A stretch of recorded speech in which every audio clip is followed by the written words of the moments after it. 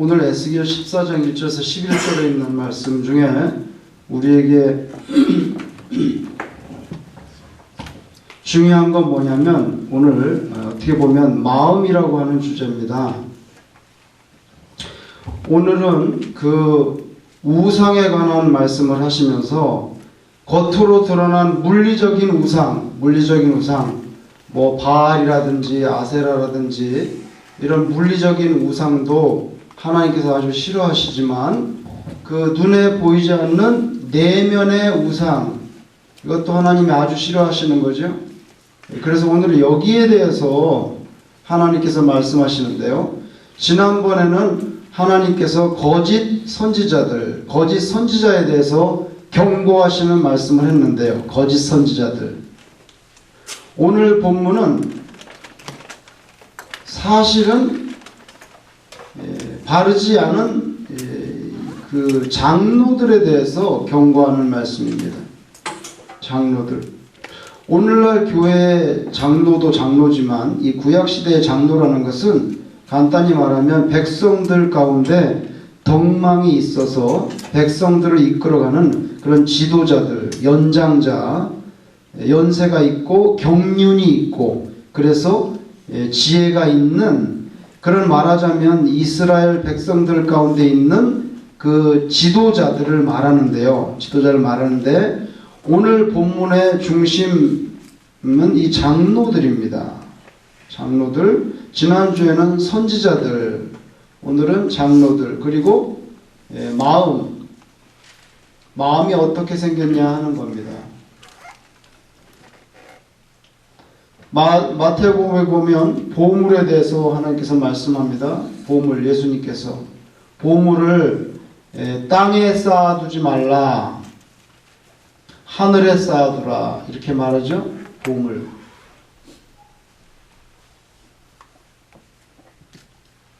땅에 쌓아두지 말고 하늘에 쌓아두라.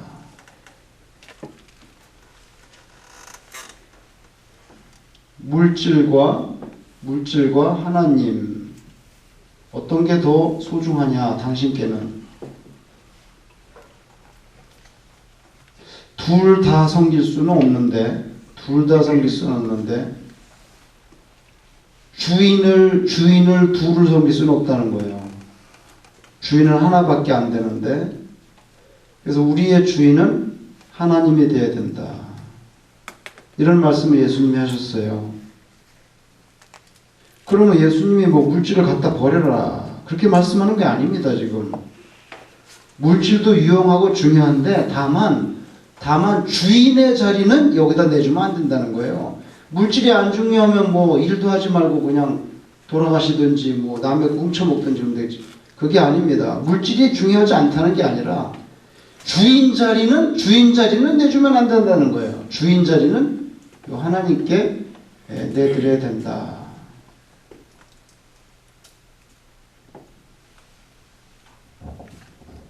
그래서 여러분 한번 예수님의 말씀 한번 보실래요? 마태복음 한번 보세요.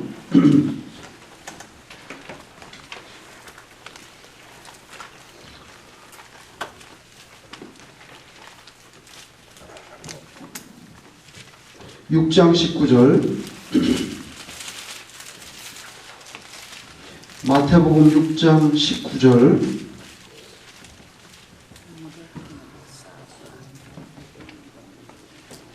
예수님이 하신 말씀이고, 이게 사실은 예수님 공생의 3년 동안에 공생의 가운데 초반부에 하신 말씀입니다. 초반부. 이게 뭐 나중에 돌아가실 때 하신 말씀이 아니에요. 6장 19절에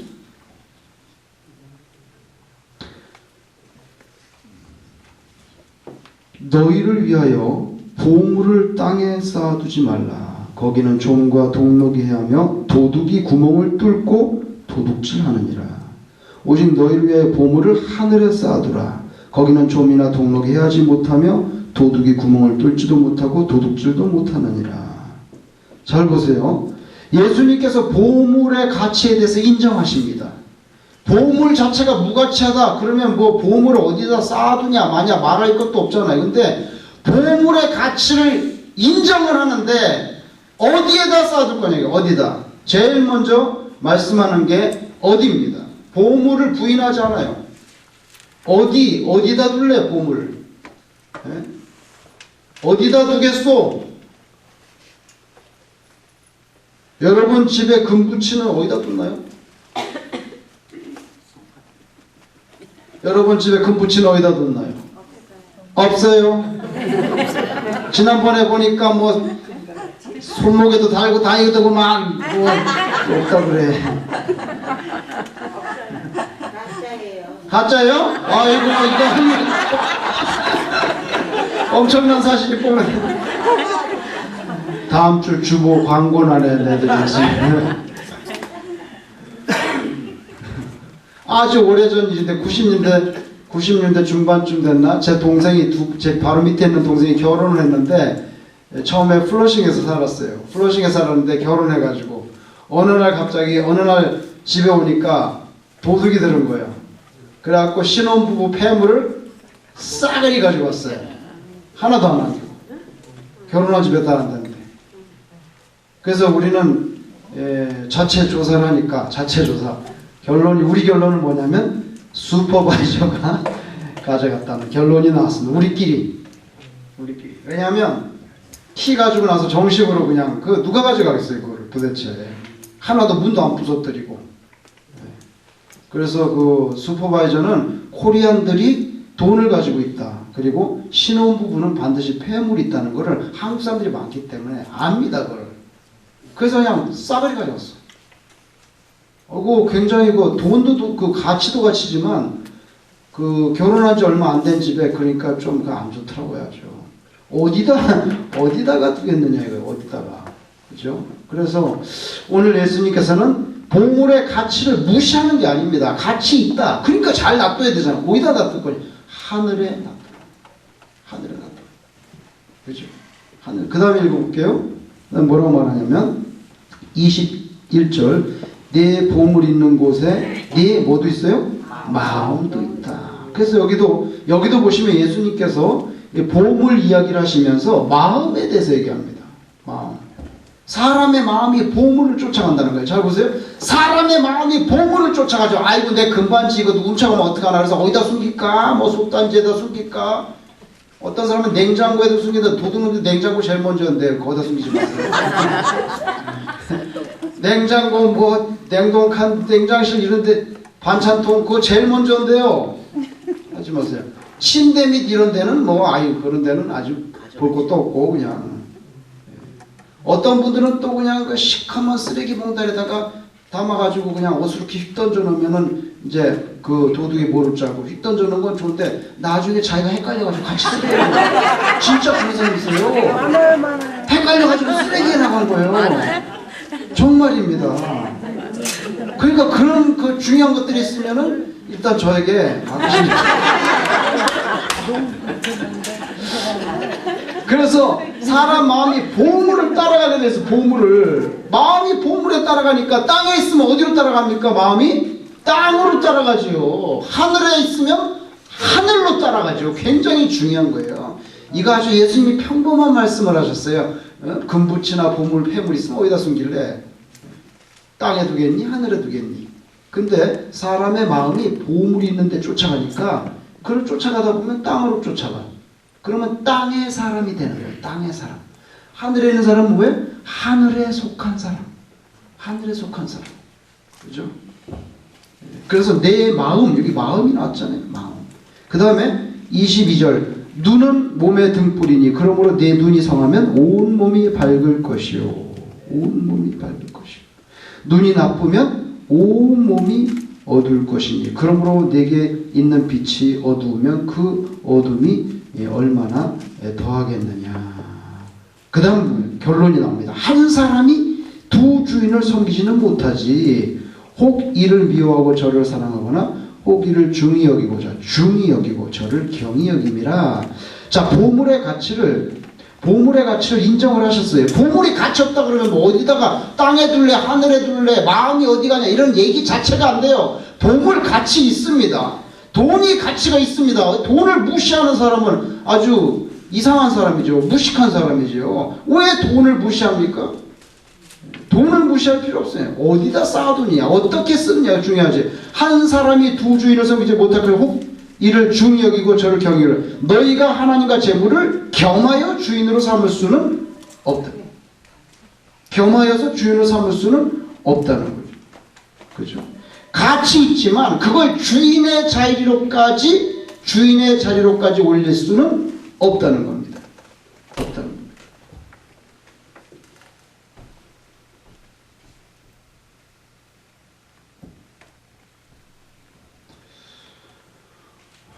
어떤 사람이 가게에 들어갔는데 가게가 너무 껌껌한 거예요.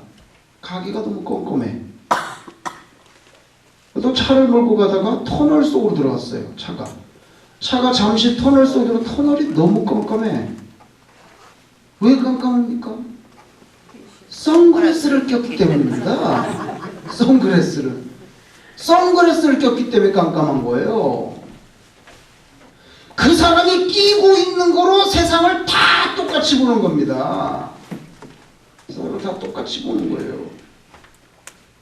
그래서 어떤 사람이 보물이라고 하는 콩깍지가 눈에 뒤집히면 이건 가게에 들어가도 껌껌하고 터널에 들어가도 껌껌하고 다 똑같아. 그 사람은 그 보물이라고 하는 그 콩깍지로만, 그 선글라스로만 모든 세상을 바라봅니다. 모든 세상을 바라봅니다. 그래서 만약에 물질이 그 선글라스가 되는 사람은요, 돈이 되는 거는 다 선합니다. 돈이 안 되는 것은 다 악합니다. 그렇게 됩니다. 그러니까 주인을 하나님으로 해야지, 물질 같은 거를 선글라스를 끼면 다 그거로 보이죠. 그러면 사람도 나한테 좀 돈이 될 사람이면 다 선한 사람입니다. 다 착한 사람입니다. 다 좋은 사람입니다. 돈이 안 될 사람은 다 별 볼 일 없습니다. 근데 여기 보세요. 그렇게 우리가 좋아하는 물질이나 명예나 권력, 이거 다 중요해요. 이게 다 보물입니다. 보물인데 이거를 주인으로 삼으면 안 된다는 거예요. 왜? 이건 다 누가 줍니까? 누가 줘요?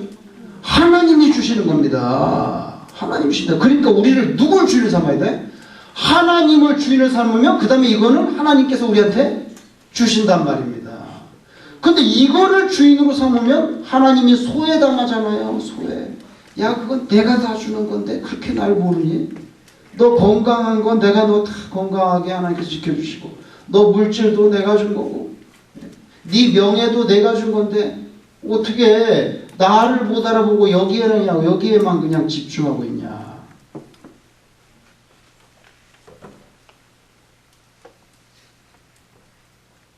가을이 되면 그냥 홍시가 익어가지고 나중에 홍시가 뚝뚝 땅에 탁 떨어져서 터질 정도로 홍시가 되는데, 돼지가 가다가 그냥 아유 그 홍시를 먹어보니까 얼마나 맛있는지, 아유 홍시를 더 먹고 싶은데, 돼지는 어디를 팝니까?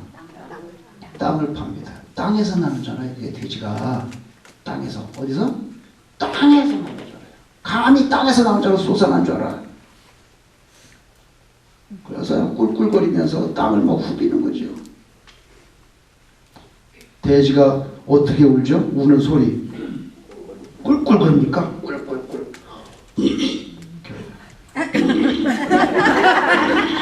이러면서 그냥 막 땅을 후는데, 땅에서 나지가 않아요. 홍시가 어디서 납니까? 하늘에서 떨어진 거죠. 하늘에서 하나님이 주는 건데 자꾸만 땅을 후벼.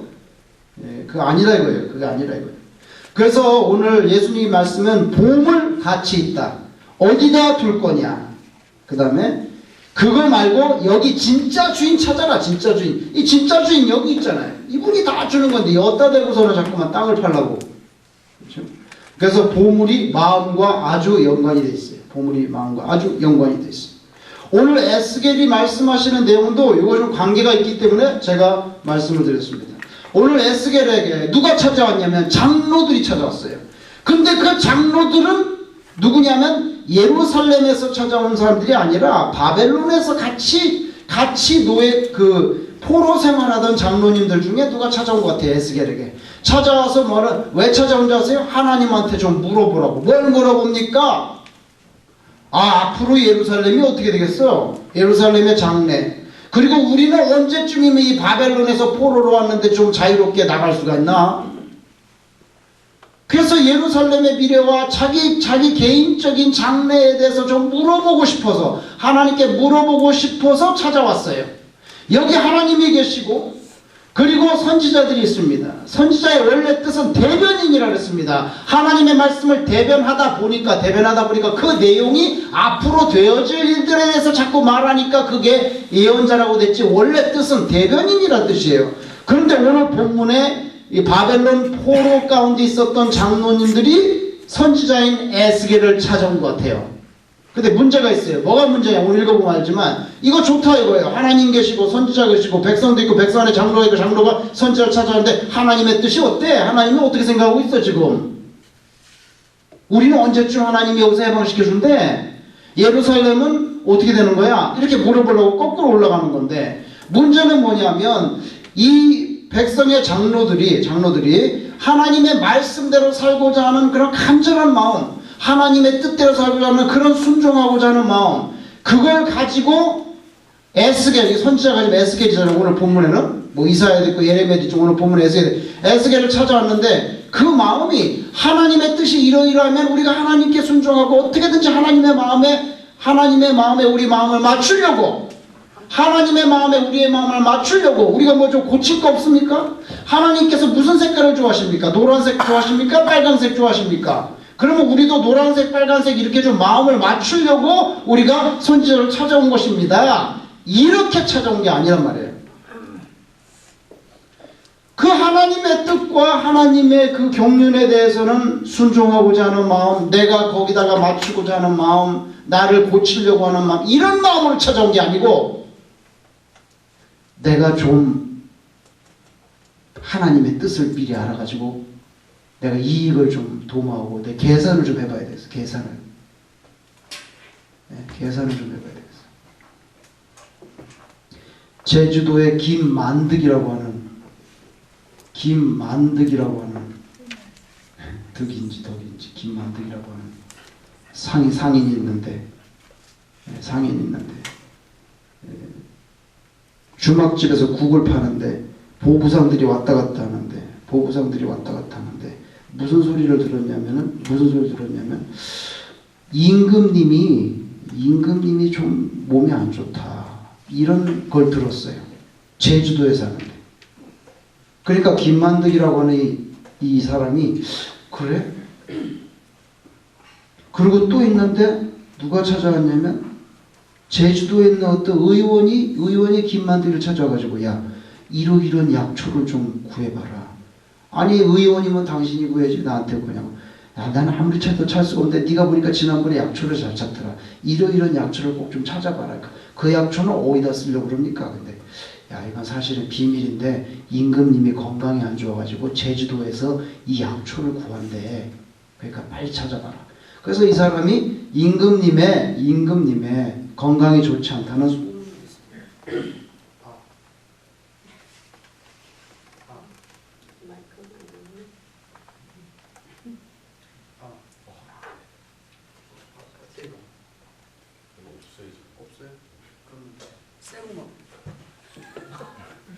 임금님의 건강이 안 좋다는 걸 알아가지고 이 사람이 가만히 생각하니까, 야, 그러면 임금님이 돌아가시면 많은 사람들이 이거 저 상복을 입어야 되잖아요. 그리고 옛날에는 그 갓을 쓰는데 그 하얀색 그거 있잖아요. 갓, 그 초상 났을 때 쓰는 갓. 그게 많이 필요하겠구나. 그래가지고 미리 뭘 준비합니까? 이 초상 났을 때 쓰는 갓을 다량으로 준비합니다. 다량으로 준비해가지고 몰래 한양에다가 배를 실어서 한양에다 갖다 놨어요. 창고에다 딱 갖다 놓고 기다리는 거야. 기다리는데 임금님이 결국에는 몇 달 후에 돌아가셨어요. 그리고 갑자기 돌아가시니까 이게 필요하잖아요. 이거 갓인데 하얀 초상 났을 때 쓰는 갓. 그게 필요하잖아요. 그래가지고 그것을 쫙 풀어서 거부가 됐다는 거 아니에요? 거부가 됐다는 거. 그게 뭡니까? 자기가 좀 이익을 알려고 미리 알아보는 거예요. 이 사람들은 정말 그럼 이 김만덕이라는 사람이 우리 임금님이 정말 돌아가시면 어때? 그거에 대해서 가슴 아프고 임금님을 어떻게 살려야 되는지 뭐 그런 것에 대해서 관심 있는 게 아니라 내가 그럼 임금님 초상나면 뭘 팔아가지고 내가 그러면 내가 상권을 잡을 수 있겠구나 이런 생각, 그 나쁘다는 게 아니라 그런 생각을 갖고 왔어. 근데 이 사람들은 하나님께서 노란색 조 하나 빨간색 조 하나 그럼 우리도 노란색 빨간색 맞춰야지 이런 것 때문에 온 게 아니라 내가 좀 어떻게 언제쯤 편해지려나 개인적인 그죠? 개인적인 그것 때문에 왔단 말이에요. 그래서 선지자 에스겔에게 물어보려고 보니까 하나님께서 그걸 아시고 이 장로들에게 너희 참 나쁘다. 진정으로 나의 뜻에 순종하고 정말 나가 무엇을 좋아하는지 싫어하는지 나의 호불호를 알려고 한 게 아니라 너의 개인적인 그런 이득과 그런 걸 챙기려고 왔다는 거예요.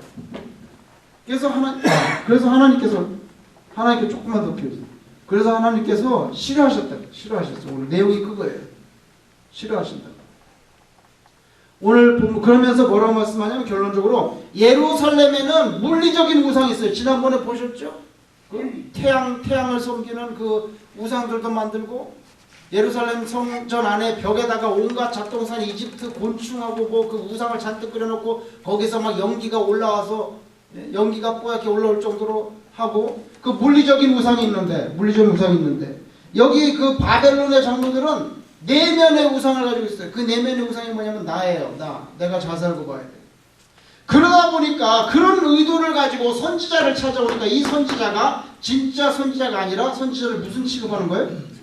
점쟁이 취급을 하는 거예요. 그만 하나님의 종이 점쟁이가 돼버린 거예요. 이런 의도를 가지고 찾아오니까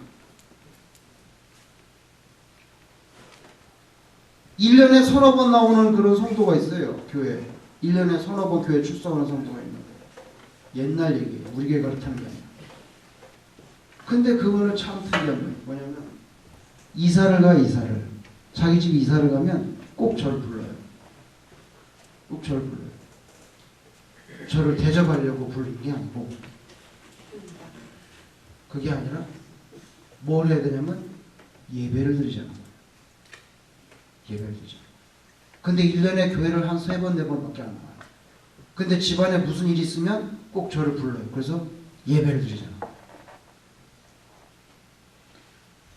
처음에는 제가 정도 차원에서 교회 좀 잘 나오시라고 갔어요. 근데 그게 1년이 지나고 2년이 지나고 걔도 3년이 돼도 변화되잖아요. 정말 1년에 예배당에 한 서너 번 출입하는데 자기 가정에 대소사가 있으면 꼭 목사를 불러요. 이사 갔으면 입행 예배를 드리자. 그럼 성도가 입행 예배 드리자는데 목사님이 가야지 안 가면 또 가야지.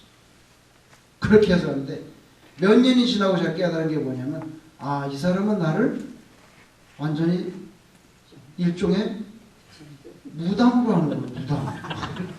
무당. 복을 받게 해주는 무당. 그리고 입행 예배 딱 드리면 그 다음부터 또 별로 안 나와. 1년 가면 서너 번밖에 안 나와. 그렇게 되는 걸 제가 느낀 적이 있어요. 이거는 목사가 아니라 무당이구나. 무당. 복을 빌어주는 무당. 이렇게 되는 겁니다, 오늘. 이 장로님들이 진정으로 하나님의 뜻을 알고 순종하기 위해서 오는 게 아니라 자기 미래를 점치기 위해서. 그래서 선지자를 점쟁이로 만들어버리는 거예요. 이 세상에도 그런 사람들이 가끔씩 있다는 거죠. 자, 한번 저기를 보세요. 그 에스겔 한번 보세요. 에스겔.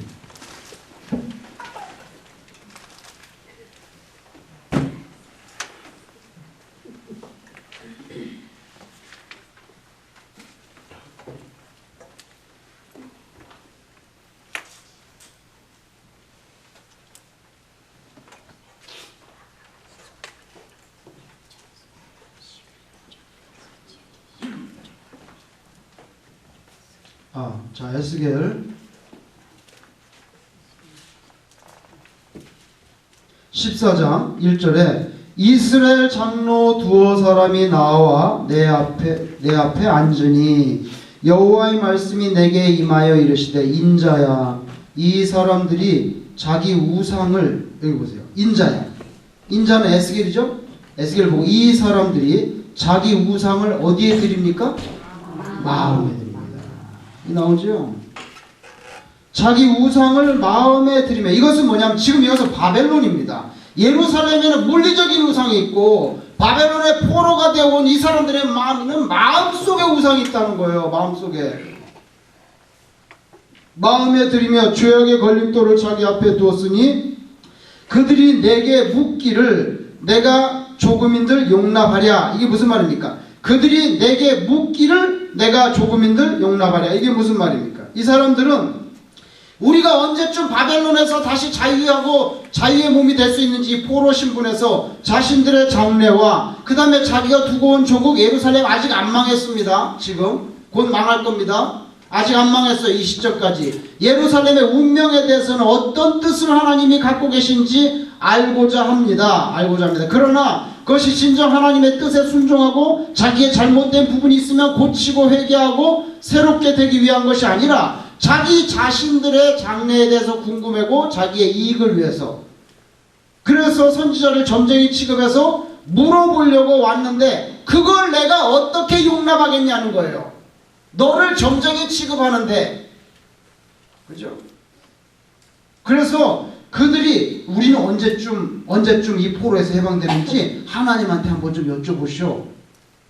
그런 질문 자체를 받고 싶지 않다는 겁니다. 이게 그 뜻이에요. 내가 조금인들 용납하려. 그런즉 너는 그들에게 말하여 이르라. 나 주 여호와가 말하노라. 이스라엘 족속 중에 그 우상을 어디에 드립니까? 마음이 계속 나와요.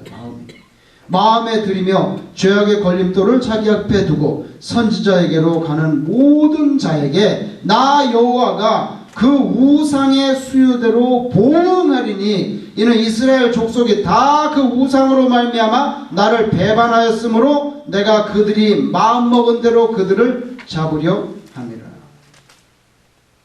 그래서 오늘 에스겔을 찾아온 이 장로들은 마음속에 우상이 있어요. 실제 물리적인 우상을 두진 않지만 마음속에 우상을 두고 하나님께 한번 점치듯이 알아봐라. 하나님께 점치듯이 알아봐라. 그렇게 온 겁니다. 근데 하나님께서 그 굉장히 싫다는 거예요. 그래서 아까 그들이 내게 묻기를 내가 조금인들 용납하랴? 5절에 6절 그런즉 너는 이스라엘 족속에게 이르기를 주 여호와의 말씀에 너희는 뭐를 돌이킵니까? 마음을. 이게 오늘 주제는 마음입니다. 그죠? 계속 마음이 나와요. 겉으로는 우상이 없어요. 우리가 예수 믿는다. 겉으로는 우상이 없는데 우리 속에 있어요. 우상이. 우리 마음 속에 우상이 있다는 거예요. 예수님께서 말씀했잖아요. 너 보물이 있는 거기에 뭐가 따라가요? 마음이 따라붙어요. 그러니 그 보물을 땅에다가 쌓으면 마음이 땅으로 꽂히고요. 돼지가 홍시가 땅에서 나는 줄 알고 자꾸 후벼 파는 것처럼 그 보물을 하늘에 쌓아두면 마음이 하늘로 올라가죠. 근데 오늘 에스겔에 보면 너 마음에 우상이 있어요. 계속 마음. 그죠? 그래서 6절에 그런즉 너는 이스라엘 족속에게 이르기를 주 여호와의 말씀에 너희는 마음을 돌이켜 우상을 떠나고 얼굴을 돌려 모든 가증한 것을 떠나. 모든 가증한 것 우상이죠. 그래서 하나님께서는 바벨론의 포로로 온 이 사람들이 마음을 돌이키기를 원합니다. 예수님식으로 말하면 마음을 땅에서부터 하늘로 돌이키라는 거예요. 땅에서부터 하늘로 돌이키고 마음을 물질이 아니라 이 물질, 명예, 권력 이런 거가 아니라 이걸 다 주실 수 있는 하나님께로 돌이키라는 거예요. 마음을. 원래 주인. 이게 주인이 아니죠. 여기 주인은 여기 있잖아요. 이분이 이걸 주시는 건데 여기에 초점을 맞추라는 거예요.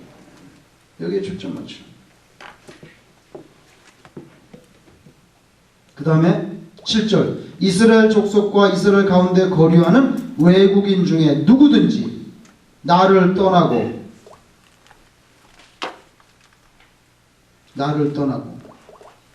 자기 우상을 어디에 드려요? 마음. 오늘 주제는 마음입니다. 계속 마음에 대해서 말씀합니다. 마음에 들이며 죄악의 걸림돌을 자기 앞에 두고 자기를 위하여 내게 묻고자 하여. 여기 보세요. 에스겔을 찾아온 이유가 뭡니까? 하나님의 뜻을 깨닫고 거기에 순종하고 하나님의 뜻이 따라서 내가 뭐 잘못됐으면 나를 고치고 회개하고 하나님께로 다시 돌이키기 위해서 하나님의 뜻을 위해서 온 게 아닙니다. 자기를 위하여 내게 묻고자 하여 선지자에게 가는 모든 자, 그죠? 하나님의 말씀에 순종해서 내 자신을 돌아보고 고치고 하나님께로 돌아가려고 하는 뜻 때문에 선지자에게 찾아올 수 있습니다. 선지자여, 하나님이 무엇을 원하나이까? 하나님께서 원하시는 대로 내가 따라가고자 합니다. 그게 아닙니다. 지금 하나님을 위하여가 아니라 뭘 위하여? 자기를 위하여. 자기를 위하여 내게 묻고자 하여 선지자에게 가는, 자기를 위하여 하나님의 계획이 어떤지 선지자를 점쟁이처럼 물어보려고 오는 그런 사람들, 모든 자에게는 나 여호와가 친히 응답하여 그 사람을 어떻게 합니까? 응답이 뭡니까? 대적입니다. 그 사람을 대적하여 그들을 놀라움과 표징과 속담거리가 되게 하여 내 백성 가운데서 끊으리니 내가 여호와인 줄 너희가 알리라. 그렇죠?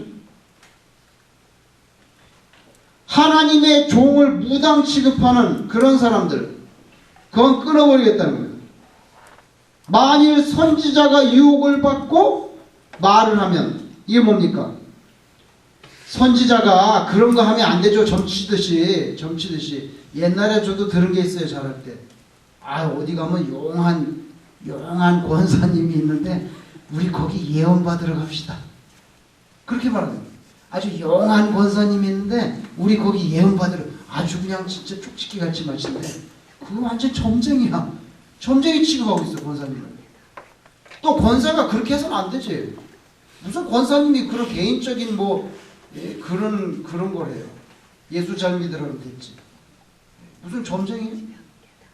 그래서 어디 무슨 용문산에 있는 무슨 권사님 계룡산에 있는 곳에 권사님한테 가서 우리 예언, 근데 말은 잘해. 뭐냐면 예언 받으면 예언 기도 좀 받아봅시다. 예언 기도 좀 받아보자.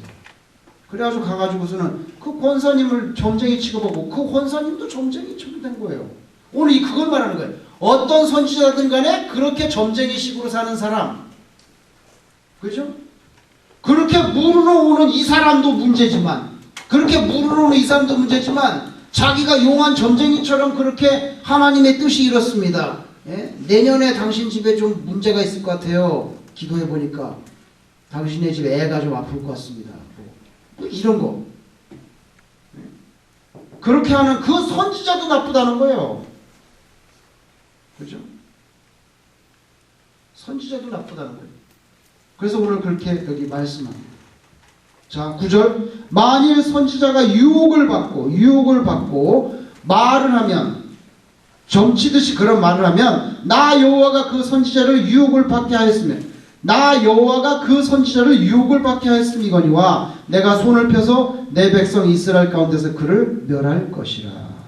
잘 보세요. 선지자의 죄악과 그에게 묻는 자의 죄악이 같은즉, 그렇게 점치듯이 찾아오는 사람도 문제고 점치듯이 예언기도 해준다는 그런 선지자도 나쁘다는 거예요. 각각 자기의 죄악을 담당하리니 이는 이스라엘 족속이 다시는 미혹되어 나를 떠나지 아니하게 하며 다시는 모든 죄로 스스로 덮게 아니하게 하여 그들을 내 백성으로 삼고 나는 그들의 하나님이 되려 함이라. 여러분 보세요. 여기 11절에 보면 아직도 하나님의 사랑이 끊어지지 않았어요. 그래서 내가 그렇게 찾아오는 사람도 벌할 것이고 그렇게 점치듯이 말하는 선지자도 내가 끊어버리겠다. 그런데 그 이유는 뭐냐? 그렇게 해서 이스라엘 백성 가운데 죄를 다 없애가지고 이 백성들을 나에게 돌아오게 하려고, 나에게 온전한 백성 되게 하려고 내가 이런 사람들을 하나님께서 다 제거해버리겠다는 거예요. 이렇게. 근데 그 이유가 뭡니까? 그래서 이스라엘 백성 중에 그런 죄가 없어서, 선지자를 점쟁이 취급하거나 아니면 선지자가 들떨어진 선지자라 점치고 돈 받는 그런 사람, 그런 거 다 없애서 이스라엘 백성들 하여금 온전히 마음을 나에게로 돌이키고 이스라엘 백성으로 하여금 정말 하나님의 백성답게 만들려고 그런다. 그런데 오늘 좀 이해 안 되는 구절이 구절이에요. 다시 읽겠습니다. 만일 선지자가 유혹을 받고 말을 하면 점치듯이 그렇게 살면 선지자가 나 여호와가 그 선지자를 유혹을 받게 하였음이거니와 내가 손을 펴서 내 백성 이스라엘 가운데서 그를 멸할 것이다. 그런데 선지자가 점치듯이 그런 예언 기도나 하고 그러면은 하나님께서 끊어버린다 그러는데 그 유혹을 누가 했다는 것입니까? 유혹을 누가 했다는 거예요? 여호와가 했다는 거예요. 이거 어떻게 되는 거예요 그러면? 왜 하나님이 그런 유혹을 하고 그러세요? 자, 출애굽기 9장 12절.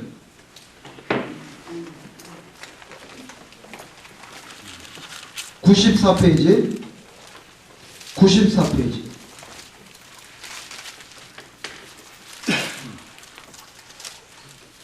왜 하나님이 유혹을 하시나? 94페이지. 출애굽기의 9장 12절. 거기 보면 모세가 이집트 왕 파라오에게 가서 이 히브리 민족 해방시켜 주시오. 노예 그만하고 해방시켜 주시오. 그러면 우리가 저 시나이 반도에 가서 하나님을 섬기려고 합니다. 그렇게 말하니까 말을 안 들으면 또 하나님께서 재앙을 내리고, 그래서 10가지 재앙을 내렸잖아요. 그 재앙이 내리면 아이고 괴로워라, 아이고 힘들어라 그러면서 아이고 이거 재앙 걷어주면 히브리 노예들을 해방시키겠소. 그래가지고 재앙을 딱 또 걷어주면 그 다음에 어떻게 돼? 마음이 또 싹 바뀌어가지고 내가 왜 히브리 족을 노예를 해방하냐?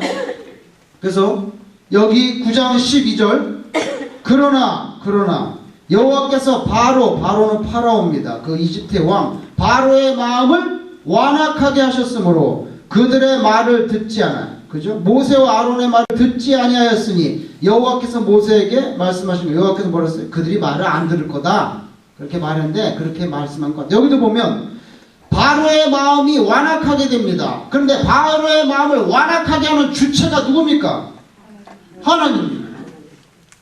여기도 보면 바로의 마음을 완악하게 하는 게 하나님으로 되어 있고, 에스겔에도 보면은 이렇게 점쟁이처럼 살도록 그렇게 하는 분이 여호와께서 선지자들을 유혹하여, 그죠? 이렇게 돼 있어요.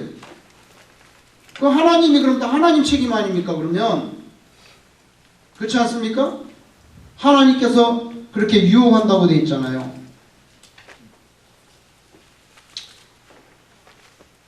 또 한 군데를 보겠습니다. 557페이지. 열왕기상 22장 19절. 557페이지.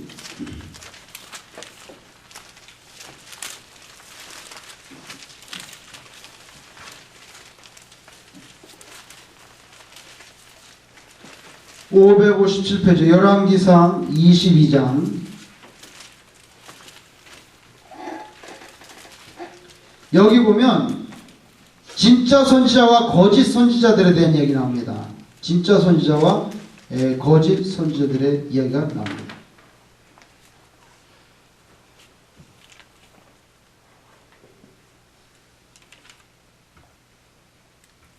그런데 거기 열왕기상 22장 19절을 보시면 19절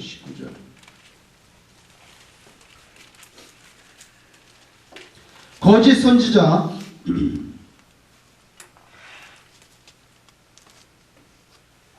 자, 미가야가 이르되 그런즉 왕은 여호와의 말씀을 들으소서. 내가 보니 여호와께서 그의 보좌에 앉으셨고 하늘의 만군이 그의 좌우편에 모시고 서 있는데 여호와께서 말씀하시기를 누가 아합을 꾀어, 자 보세요, 아합은 왕입니다. 악한 왕이죠. 누가 아합을 꾀어 그를 길르앗 라못에 올라가서 죽게 할꼬 하시니 하나는 이렇게 하겠다고 또 하나는 저렇게 하겠다 했는데 하나님 앞에서 한 천사가 나타나서 여호와 앞에 서서 말하되 내가 그를 꾀겠나이다. 여호와께서 그에게 이르시되 어떻게 하겠느냐 이르되 내가 나가서 거짓말하는 영이 되어 그의 모든 누구에게? 선지자들의 입에 있겠나이다. 여호와께서 이르시되 너는 꾀겠고 또 이루리라. 나가서 그리하라 하셨은즉 이제 여호와께서 거짓말하는 영을 왕의 이 모든 선지자의 입에 넣었어요. 또 여호와께서 왕에 대하여 화를 말씀하십니다. 그죠? 거짓말하는 영이 왕의 이 모든 선지자 뭡니까? 어용 선지자. 우리로 말하면 어용 선지자. 그냥 왕에게 살살살살 이렇게 비비고 하는 그 어용 선지자들에게 거짓말하는 영이 들어가 가지고는 다 알고 괜찮습니다. 왕이 전쟁하면 이기십니다. 왕이 잘하시고 계십니다. 그렇게 한다는 거예요. 근데 이것도 보면 하나님께서 유혹하는 것처럼 돼 있어요.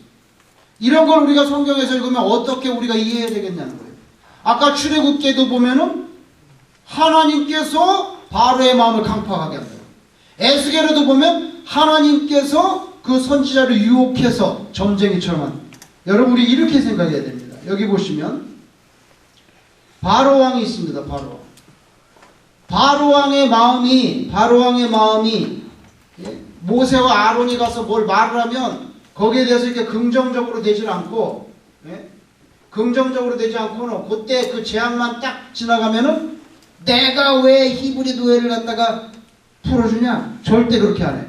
그래서 바로의 왕 마음을 완악하게 만듭니다. 네거티브하게 만들어요. 부정적으로 만들어요. 그렇죠? 근데 하나님께서 이렇게 했다는 거예요. 하나님께서 에스겔에 보면 선지자를 유혹해서 그렇게 점쟁이같이 만들었다는 거예요. 오늘 열왕기상에도 보면은 거짓말하는 영을 하나님께서 보내가지고 어용 선지자들의 입에 들어가가지고 왕이시여 잘하고 있습니다 이렇게 하겠다는 거예요. 그러면 성경 우리가 표면적으로 읽으면 전부 다 이게 하나님이 다 나쁘게, 하나님이 악하게, 하나님이 유혹하고 이렇게 돼 있는데 우리가 성경을 이해할 때는 이렇게 이해해야 됩니다. 바로 왕이 긍정적인 마음을 먹든지 부정적인 마음을 먹든지 선지자가 점쟁이처럼 일을 하든지 아니면 진실된 선지자처럼 일을 하든지 그 책임은 누구의 책임입니까? 자기 자신의 책임입니다. 자기 자신의 책임이야. 바로왕 자신의 책임. 바로왕 자기 자신, 선지자 자기 자신의 책임이에요.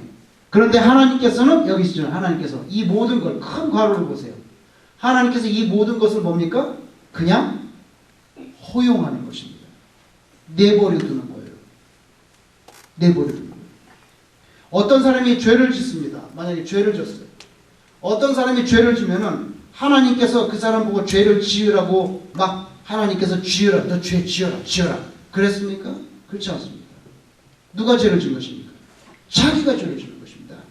자, 죄를 지었습니다. 그럼 자기가 죄를 지은 것입니다. 그런데 하나님께서 그 사람이 죄를 짓는 것을 죄를 못 짓게 강력하게 쥐어맞고, 막 팔을 부러뜨리고 그렇게 하지 않고 어떻게 했습니까? 하나님께서 그냥 내버려 뒀습니다. 그냥 내버려 두니까 전체적으로 말할 때는 하나님이 그렇게 하신 것처럼 그렇게 말할 수 있습니다. 그러나 그 본질적인 책임은 누가 가지고 있습니까? 자기가 가지고 있는 거죠. 선악과를 따먹었습니다. 그래서 문제가 됐습니다. 선악과 나무를 누가 만들었습니까? 하나님이 만드셨습니다. 그 하나님 책임 아닙니까? 이렇게 질문할 수 없습니다. 왜? 선악과는 누구 의지를 따먹었습니까? 자기 의지를 따먹었습니다. 하나님께서는 먹지 말라고 가르쳐 줬습니다. 그런데 아담과 하와가 가서 선악과를 따먹어 누가 먼저 따먹었습니까? 아담이 먼저 따먹었습니까? 누가 먼저 따먹었습니까? 하와가 먼저 따먹었죠. 하와가. 먹는 거를 좋아하는 건 남자입니까? 여자입니까? 여자가 좋아하는 것 같습니다. 제 생각에는. 오징어만 좋아해요. 오징어요? 그거 보십시오. 여기 분명히 자유의지를 줬습니다. 하나님께서 선악과 따먹지 말라고 했지만 아담과 하와의 입을 이거 실로 꿰매버리진 않았어요. 바로도 마찬가지고 거짓 선지자도 마찬가지입니다. 자기 책임입니다. 그러나 하나님께서 이걸 그냥 자유의지를 줬기 때문에 내버려 두니까 겉으로 전체를 보면 하나님이 한 것 같죠. 그러나 책임은 누가 져야 됩니까? 자기가 져야 되는 것입니다. 자기가 져야 되는 것입니다.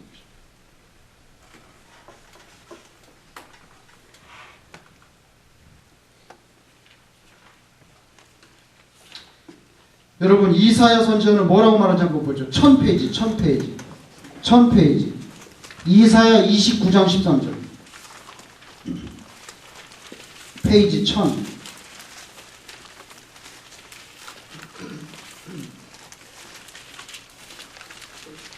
1000페이지에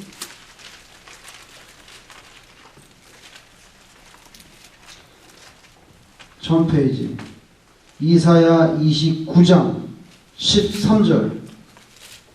이사야 29장 13절 같이 읽겠습니다. 시작. 주께서 이르시되 이 백성이 입으로는 나를 가까이 하며 입술로는 나를 공경하나 그들의 마음은 내게서 멀리 떠났나니 그들이 나를 경외함은 사람의 계명으로 가르침을 받았을 뿐이다.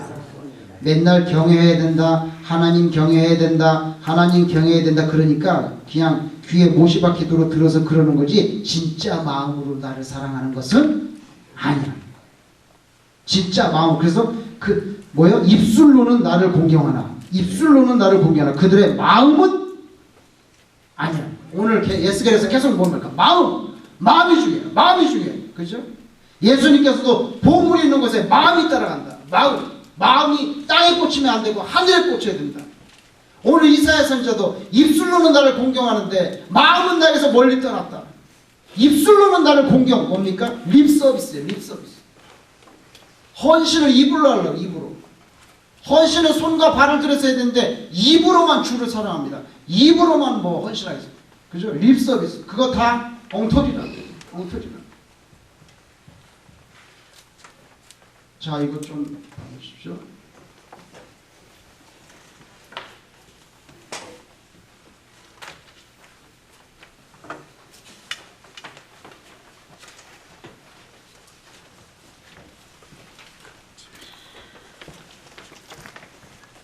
자, 여러분에게 제가 그 사진을 카피한 것을 한 장씩 드립니다.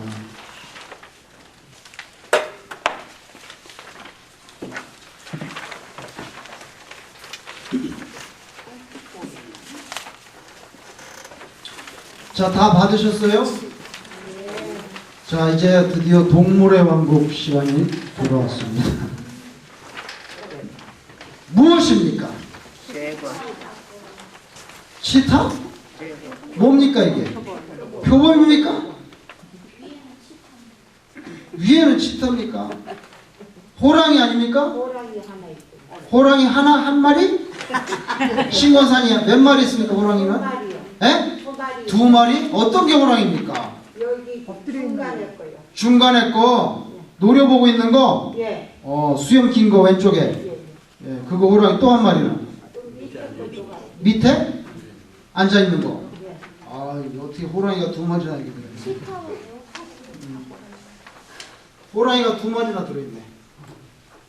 자, 그러면 오늘의 동물의 왕국 시간을 갖겠습니다. 결론을 말씀드리면 오늘 이 사진 카피 중에서 호랑이는 한 마리도 없습니다. 한 마리도 없습니다. 호랑이는 한 마리도 없습니다. 그러면 여기는 무엇이 있습니까? 자, 아까 표범. 네, 그 다음 표범 또 뭐? 치타. 또 뭐예요? 표범, 치타. 전도사님, 이게 뭡니까? 호랑이입니까 이거? 호랑이가 생겼죠? 자, 여기 표범, 치타, 그 다음에 우리가 말하는 제규어. 자, 표범은 표범, 치타.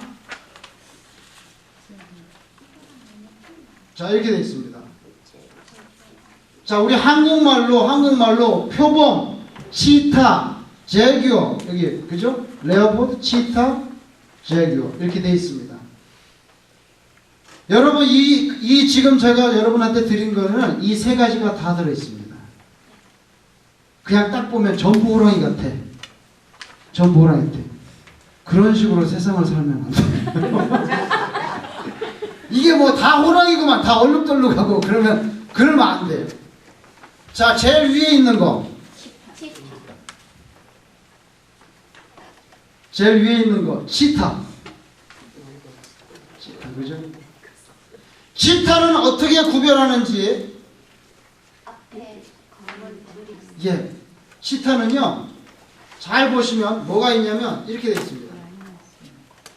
이렇게 되어 있습니다. 이게 뭡니까? 이렇게 되어 있습니다. 말하자면 네? 이렇게 되어 있습니다. 여기 있죠? 요거 보이세요? 요거? 이 꼬부라진 선, 눈에서부터 내려온 선, 예? 이렇게 눈에서부터 이렇게 내려왔잖아. 시커먼 선이 입가까지. 그걸 우리가 그냥 눈물선이라고 하는데, 눈에서 눈물선인데, 치타는 반드시 얼굴에 이 선이 있습니다. 선.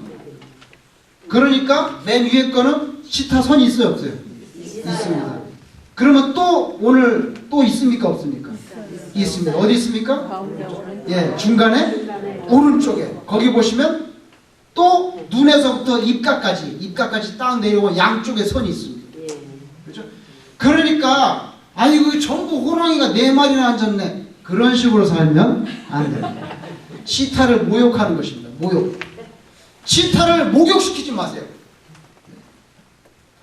여러분, 치타는 얼굴을 딱 보고 눈에서부터 선이 싹 내려와 있으면 그거는 치타입니다. 자, 그럼 치타는 오늘 여기 사진에 2마리가 있네.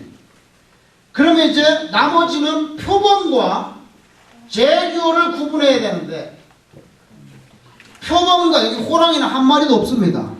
그죠? 표범과 재규어를 구분해야 되는데 어떻게 구분하냐면, 여러분 무늬를 봐야 됩니다. 무늬 하나님께서 얼마나 오묘하게 창조하셨는지 무늬를 보시면 맨 밑에 호랑이 같이 생긴 녀석, 거기 보면 무늬가 굉장히 크죠? 네모난 박스가 되게 큽니다. 네모난 박스가 되게 큰데, 자, 이렇게 돼 있어요. 네모난 박스가 막 이렇게 돼 있어요. 무늬가. 근데 네모난 박스 속에 점이 있습니까, 없습니까? 있어요. 없습니까? 있습니다. 이게 점이 있어요. 이렇게. 네모난 박스 속에 점이 있으면 재규어입니다. 점. 네모난 박스 속에 점이 있으면 재규어입니다. 재규어. 그리고 표범은 박스도 없는 게 많고 조그마한 박스가 있다 할지라도 점이 없습니다. 여기 보세요. 그 위에 중간에 왼쪽에 우리 신권사님 말씀에 하면 호랑이, 노려보고 있는 호랑이, 그 박스가 있습니까? 없습니다. 없고 박스가 없으니까 그 안에 점도 없습니다. 그런데 얼굴 면상을 보니 눈물선이 있습니까, 없습니까? 없습니다. 점도 없고 얼굴을 볼 때 눈물선도 없으니 이것은 무엇입니까? 표범. 치타는 다른 거 볼 거 없어요. 눈에서부터 입까지 선이 내려오면 치타입니다. 다른 거 볼 거 없어요. 그러니까 오늘 2번째 그림의 중간에 왼쪽에 있는 건 선이 없으니 치타는 아니고 그 다음에 박스 속에 점도 없으니 자구아도 아니고 뭡니까? 얘는 표범입니다. 그러니까 여러분이 사시다가 어떤 사람이 표범 가죽 사세요, 뭐 양탄자, 뭐 부잣집에 가보니까 그 표범 양탄자 깔려있더라고. 보셨지? 양탄자. 그거 깔려있잖아.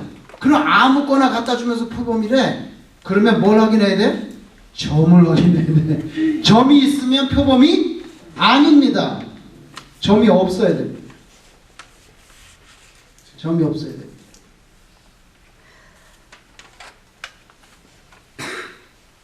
우리 간사님. 네. 아니, 앉으세요. 오늘 이 동물의 왕국 어때? 이전에 알고 계셨습니까? 아니, 지금 말씀 듣고 알았습니다. 지금 알았죠? 예. 동물의 왕국. 제가 왜 이걸 말씀드리겠습니까?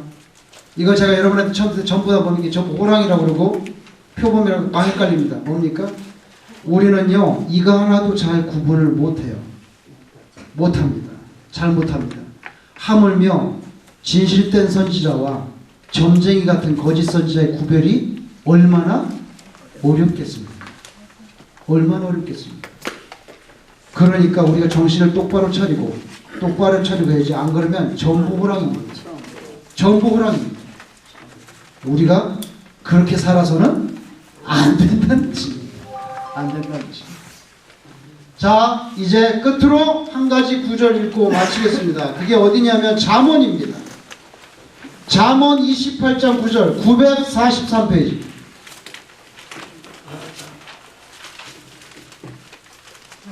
(943페이지)